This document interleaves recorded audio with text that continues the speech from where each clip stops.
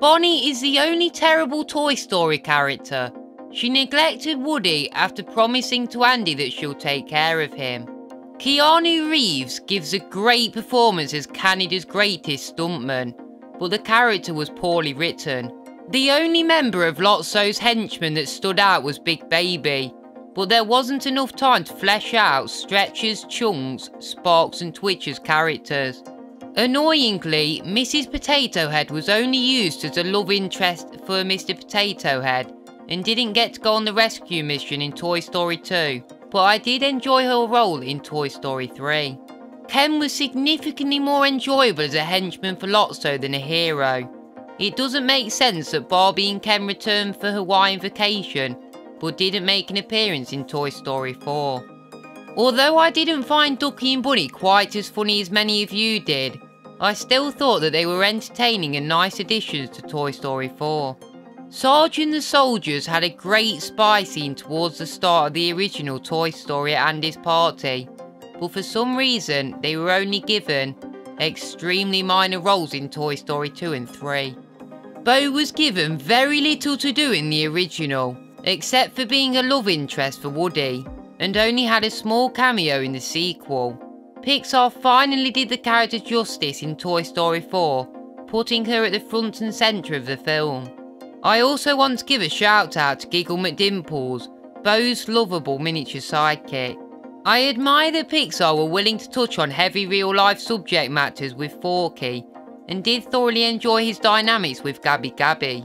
Originally Mattel denied giving Pixar the rights to include Barbie in the original Toy Story, but after the film's success instantly regretted their decision, and was more than happy to allow Pixar to use the character in Toy Story 3. Barbie was particularly great during the Ken's Dreamhouse scene when she mocks Ken. The trailers for Toy Story 4 framed Gabby Gabby as a villain, but in actuality she is a misunderstood toy who only wants to be loved by a child. She's one of the sweetest characters in the franchise and receives a satisfying ending to her character finally finding a child who would take care of her. Every one of Bonnie's toys from Toy Story 3 are welcoming additions to the franchise, but I especially love Trixie and her dynamics with Rex. The OG Pixar villain Sid Phillips loves to torture toys for fun. The child sociopath will have nightmares for the rest of his life after he found out that his toys come to life.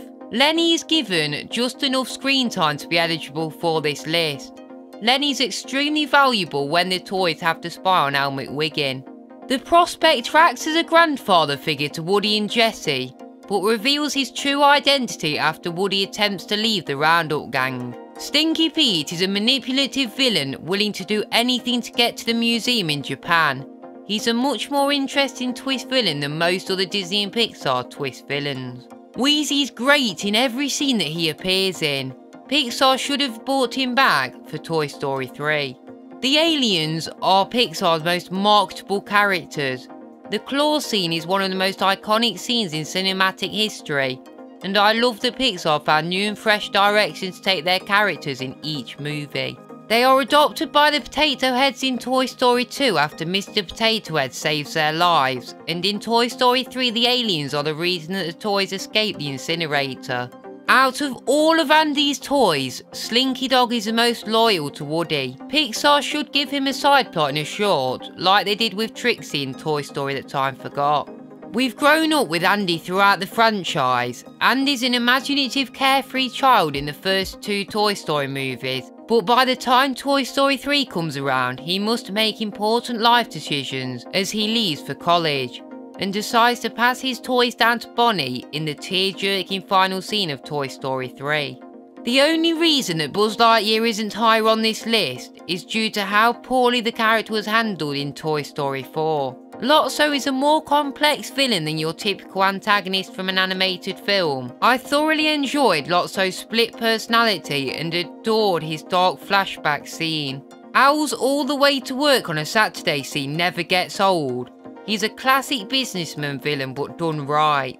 Bullseye is a lovable donkey beloved by every character in the Toy Story universe, and is the heart and soul of the Toy Story franchise. Hamm's voice actor John Ratzenberg is considered Pixar's lucky charm, appearing in each one of their films. He does a phenomenal job at playing a wisecracking piggy bank and is especially great when he plays a part of evil Dr. Porkchop in Toy Story 3.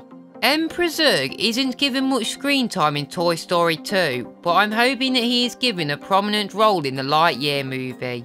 Zurg's Star Vader parody moment is great, and I'd highly recommend watching the Buzz Lightyear as Star Command movie if you want to see more of his character. Don Rickles turns in a legendary performance as Mr. Potato Head. I've watched the Super Carlin Brothers video claiming that he was the true villain of the original Toy Story. They make a valid point, and I appreciate that Pixar made the character more likeable, more of a hero going forward in future movies and shorts. Rex is probably the funniest character in the franchise. He was given an interesting side plot in Toy Story 2 trying to defeat video game Zurg, and I love the payoff during the elevator scene as he finally defeats Zurg with his tail. Jessie is given one of the best scenes in Toy Story 2 as we get to see a montage of Jessie with her previous owner Emily, while the beautiful song She Loved Me is playing in the background. I love that Pixar allowed her to be the lead character of Toy Story of Terror, and would love to see her return in a future Toy Story project, possibly in a Woody's Roundup movie. Woody has one of the best character roles in cinematic history. He starts off as a selfish jerk in the original, but throughout the film accepts to share the status of Andy's favourite toy with Buzz Lightyear. For the duration of Toy Story 4, Woody's main purpose is to be a mentor for Bonnie's favourite toy, Forky, and by the end of the film, finally decides that he has had his time as being there for a child, but understands that it's time for him to move on to a new chapter and ends up joining Bo Peep, becoming a lost toy helping other toys find homes. Tom Hanks will go down in history as one of the best voice actors of all time. Thanks for watching the video. Feel free to leave your favourite Toy Story characters in the comment section below.